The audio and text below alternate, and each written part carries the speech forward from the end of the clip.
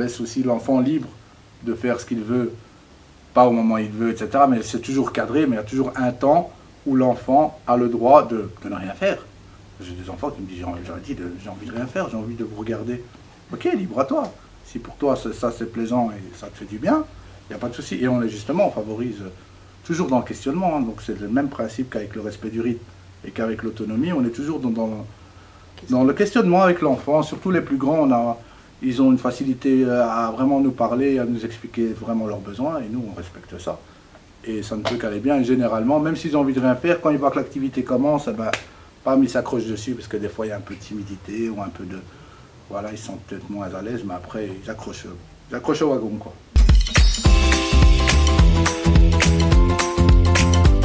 Pour arriver à un travail de qualité dans lequel nous sommes, au fait, c'est un travail qui a l'air, à vue d'œil, on se dit, quelqu'un qui passe, il dit oh, mais leur job, il est cool, ils sont là dans la cour, tranquille.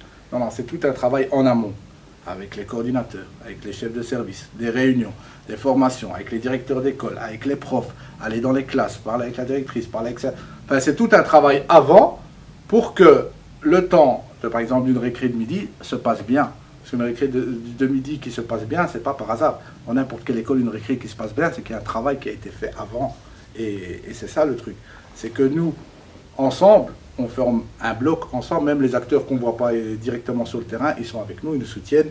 Bon, ils mettent des choses en place, ils mettent des contacts avec la direction, avec les profs et tout, pour que les enfants sachent que, voilà, il y a tout ça qui est au-dessus, il y a un cadre qui est mis.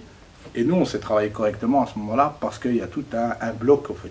Parce que seul, on n'y arrive pas. C'est impossible.